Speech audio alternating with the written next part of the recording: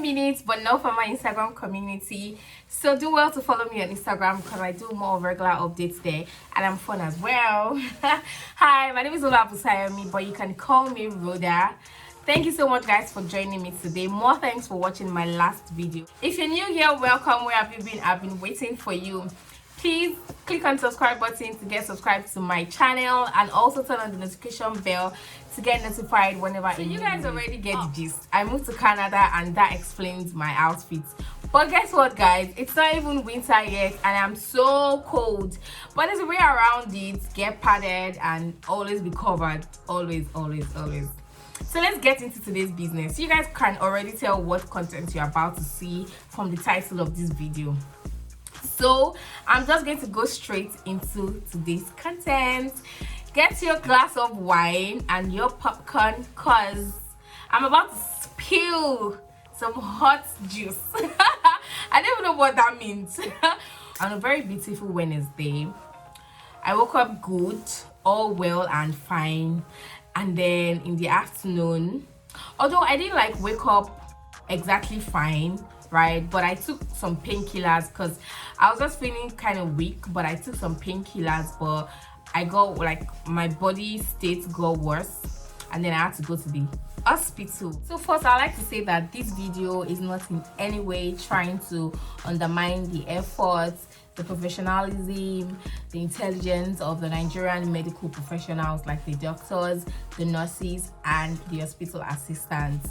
And also to state that these views are mine and it's based on my experience in the healthcare system in Nigeria and also here in Canada because I've experienced both and I think I can do like a comparison.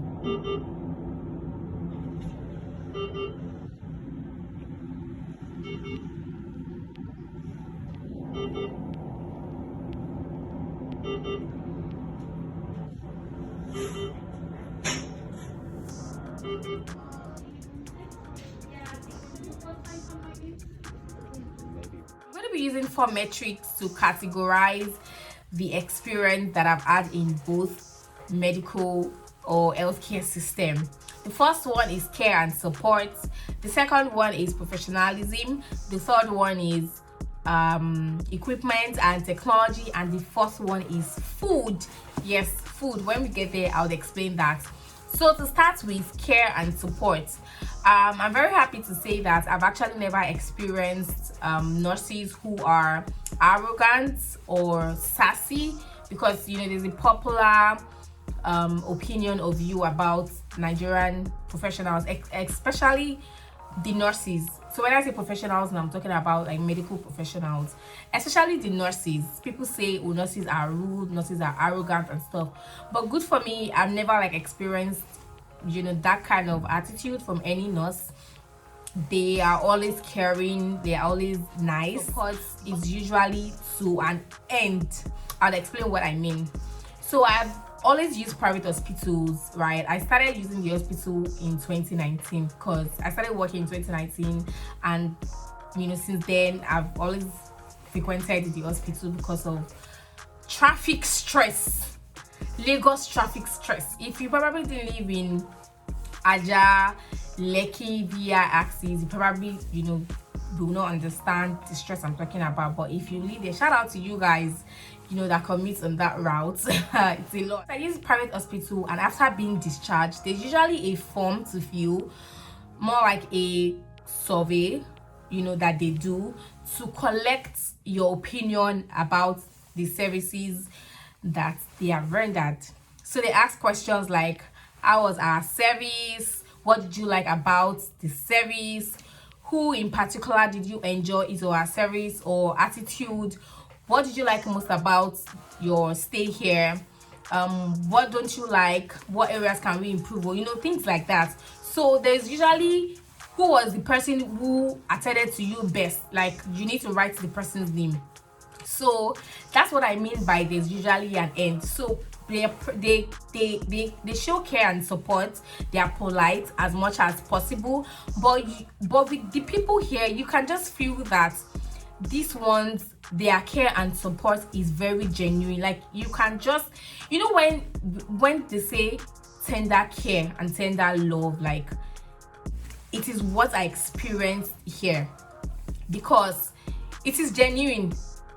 I heard things like, oh, I'm so sorry, my love, this is going to hurt you, but I don't have a choice. I wish I had, so I'm going to be gentle with you as much as I can. I'm so sorry. I'll be gentle. I'll be this. Like, they said this a lot. And at a point, I was just like, bro, can you guys just go straight to the point? Because, I mean, when they're trying to, like, look for your vein, they have to poke you, and, the needle can be painful. Not like it's, like, so much pain. You get what I mean? But they just show you that care. They are just empaths. Yeah, but in Nigeria, I'm not saying that in Nigeria they are not empaths or they're not, like, kind and stuff. I'm just saying that you can just tell that this one is genuine and this one is not exactly genuine. Do you guys get it? And when I was discharged, I didn't have to write or feel any point. Is professionalism. Nigerian doctors are professionals. Nigerian nurses are professionals. But you know that the Nigerian system kind of allows for any illness. What's that? Yeah, but for lack of a better word, I know you guys understand what I'm saying. Like anything is applicable, anything is allowed. That's the Nigerian system, right? Because I'm trying actually not to say mediocrity or mediocrity, but something like that. They are 100% professional.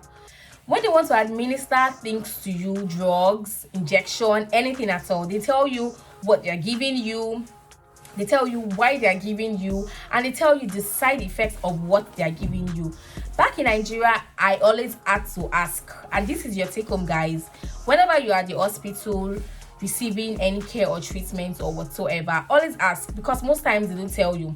They just always assume, right, that I mean you are here, especially when you have to, like, do a test and maybe the test says malaria. So except you ask, right, they will not tell you, oh, this is amala for malaria, or this is folic acid, or this is paracetamol. They just come and just administer because they just assume that you know why you are here, right? But here, everybody that comes to you every single time, like in a day, because you know how they run shifts. Nurse A comes, Dr. B comes, whenever they want to administer anything or tell you anything, they start from the beginning. And to be honest, it's not even good to be used to any illness, because at the point I was just tired of hearing the same thing all over again from different people. So this person comes to say, oh yes, you have XYZ, and I understand that nurse XYZ has given you 5 milligram of paracetamol, but I'm going to be giving you another 5 milligram of paracetamol. This is to help you ease the pain. You understand what I'm saying? They say the same thing over and over again, but that is how it is supposed to be. So they tell you, oh, it's going to cause drowsiness, so don't worry, you're going to be feeling sleepy, don't be bothered, it's part of the side effects, or something like that. When they gave me my drugs, they gave me like a prescription, so you will read it and see the side effects of those drugs that they are giving to you. But in Nigeria, you will always have to ask, doctor, what is this? Doctor, why are you giving me this? They will not say, oh, madam, the pain is still there, so this one is to take it down to 0%. You would always have to ask, oh, this one is malaria, so that, oh, this one is because you are not eating well, this will boost your appetite. You would always have to ask. But here, I didn't have to ask. Everybody coming will just be giving you the same information. Even care and support. At a point, I was just like, please, at the end of the day, this thing will still hurt me a little. So if people should just go out, don't tell me sorry. Like, I don't want to hear, I just want to be better. Like, I just want to feel better. I don't want to hear sorry. Like, because I'm already used to, like, if I was in Nigeria, for example, once you enter the hospital and they already tell what is wrong with you, they go straight to the point. When they come to you with cannula, injection and everything, you already know what business you are there for. Nobody is coming to say, oh, I'm so sorry, it's going to hurt you, darling. I don't want to do this, but I just have to so you can feel better. No, nobody. I ain't nobody got time for that. Yeah, you understand. Shout out to everybody who has ever given me rendered any medical service to me. You guys are the best, but it is what it is. The next point is technology and equipment. So I would just like to say, like, the hospital in its entirety and the ambience. So in Nigeria, I've noticed or I've observed that some hospitals don't have all of the things that you need inside. So if you want to like do an x-ray or maybe like blood test or something, or like an ECG, you have to go to another hospital. They would actually refer you to another hospital, or they just say, oh, there are several centers, you can go and get the test done and then bring back the results to us. But here you have everything you need in the hospital, everything. So they want to do x-ray, you do your x-ray, you are moving back to the ward where the doctor would come and attend to you after he has gotten the x-ray report. You want to go and do like get your blood sample, they would even come to collect the blood sample from you. And like every other service, you would get everything there. Nobody is referring you to another center down the street or else. In Nigeria, I know people who they would leave one hospital to go to another hospital. I know I'm talking about x-ray because most hospitals, they can conduct your x-ray and stuff like that, but like other things like tests, several other tests, actually people would always like leave the hospital and go to another center, particularly this one. So in Nigeria, because I used private hospital, so in Nigeria, well, my hospitals were pretty good. Instead of leaving your ward to go outside to go and be shouting nurse or doctor or something, you can call the nurse's desk. So there is a paper on the wall in your ward that is very bold and visible, so you can just dial the number. But in a situation where you call, what do? You will not be able to call their attention. You'll have to get down from your bed, leave your ward actually, and go downstairs or go to the nurse's ward, and that's a little bit of inconvenience. But here there's just a bell by your bedside, just a bell, and the moment you press that bell, guys, it is like magic. They come in less than 3 minutes. I don't know how they do it, but it was one of the things that blew my mind. Like, it blew my mind. I got there, and when the nurse was leaving, she was like, oh, if you want to call the nurse's attention, just press the bell beside you and you would get someone. When you press it, sometimes they would answer because the person on the other end probably wants to understand what you want. So maybe you would say things like, oh, I'm in pain, or I need help. They can come with something, right? Other times, the moment you just press the bell, they answer, they are coming. Like, they are coming in less than 3 minutes. It works like magic, and that really impressed me. I was so impressed. I'm not even going to lie. I was really impressed by that. I didn't have to use my phone to call anybody or anything. That was really good. And of course, the technology, ambience, you can just feel at home, right? Even though I was already homesick. I mean, hospital can never be like your house. No matter how good, how comfortable it is, you can never feel like home. I was homesick at a point. I really wanted to go home, but my stay was pleasant, like very, very. And the last one, guys, is food. I'm sure you're wondering, food. Yes, hospitals give food when you are an inpatient. What's the meaning of inpatient? Inpatient is a patient who receives care and treatment in the hospital on admission. So you are in the hospital, you are being observed and you are being treated. Our outpatient is you come in and you leave. You're not like on admission. So as an inpatient in any hospital, they give you food. So in Nigeria, of course, when it comes to food, I'll give it to the Nigerian hospital, and this is because I'm used to the Nigerian food. So they give you things that you're familiar with. I'm familiar with everything food in Nigeria. They give you custard or pap, they'll give you akara, they'll give you rice, white rice, jollof rice, pasta, jollof pasta, they'll give you fish sauce and egg, they'll give you bread, they'll give you toast. You're just used to the food. and you don't necessarily have to buy food or order for food, or you don't need people to bring food for you when visiting, because the hospital will give you food and there are things that you can eat. Even though whenever people come to visit, they would most likely bring food or something edible that you can eat, but the food was just food, nothing like 3-course meal. But here, I didn't like the food, right? But it was 3-course meal, right? They'll give you starters, they'll give you main course, they'll give you dessert. So they actually gave me like a menu to choose from ahead of each day. And when the cook brought it, she was like, hey ma'am, this is the menu for the hospital, you're supposed to make a selection for the next 7 days. Seven what? God forbid, back in Jesus name. Me, I'm living here max in 2 days time. I did say 7 days. I didn't even make any selection of the menu because I did not even understand it. I just told her, I mean, for that day I just told her to give me mashed potatoes and chicken, because when I saw it, I'm familiar with mashed potatoes and chicken, but when they brought it, I couldn't eat it because it just tasted different. But I looked forward to the desserts because it's usually sweet, the cranberry and the cookies, the biscuits and stuff like that. I always enjoyed that.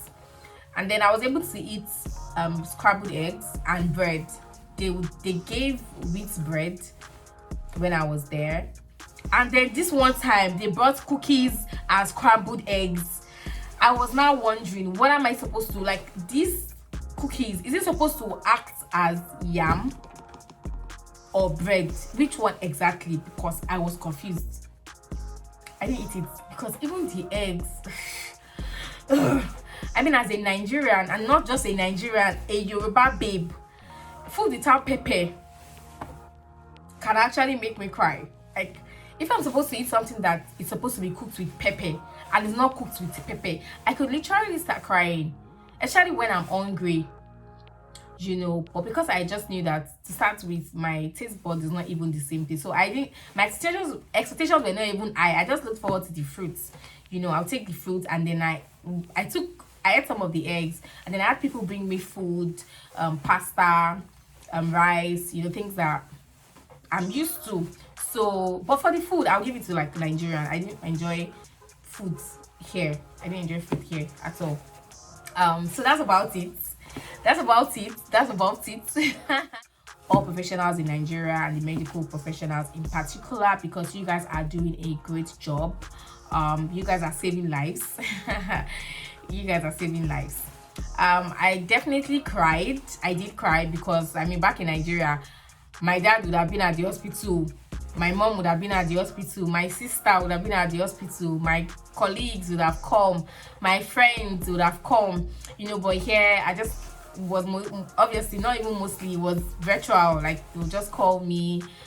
I wasn't bored or homesick at the beginning, because it was my first experience. I was not really excited though, because who wants to be in the hospital, right? But I was already there, and then I felt good. It was good because I was experiencing it for the first time, and it was good. It wasn't it wasn't a place that wasn't good, but obviously hospital is not home and can never be a home, right? So I felt sick of staying there, and I now kind of missed the experience back in Nigeria. Well, so usually, how do they discharge me? Like, usually, even in Nigeria, doctors, if you don't tell them that you want to go home, they will just leave you there, just so that, because the longer you stay, the more money for the hospital. So they'll just leave you there until you say, oh, I think I'm okay, I'd like to go home. But there are some rare occasions where they would advise you to stay, maybe because they're trying to observe you as a result of maybe a result from the test you took, and they just feel like, oh, we need to observe you more, or from the things that you're also telling them. So for example, if you came to the hospital with 10/10 pain, and you tell them that the pain is like 5/10, and you now say you want to go home, they will advise you not to go home yet, because 5/10 is just average, so it could be worse, it could be less. So they would advise you to stay maybe till the day is over or like the next day, so that they can observe you more. But when like the pain is like 2/10, I mean, you can go home because they'll give you medications to, you know, and make you feel better at home. So if you don't tell them that you're better, girl, you'll just be there and they'll just be collecting money from you. You know, it's both places. So over 10, how would I rate the Nigerian medical system, and how would I rate the Canadian medical system? I think you guys can already tell, but to be very frank, if it's by food, it's 10/10. No, if you are using food as the only Nigerian medical system. I'm such a foodie. I'm not a foodie actually. I'm not a foodie, but I like food. Who doesn't? Duh. So yes, the Nigerian medical system, I'm gonna be giving 5/10, and for the Canadian system, I'm gonna be giving them a 9/10. 9/10, yeah, 4/10 and 9/10. Thank you so much, guys, for watching. Give me a comment in the comments box. Let me know what you think about this video or anything at all you'd like to say. Some other time, with more juicy content, by the way. Bye and be good. Bye, guys.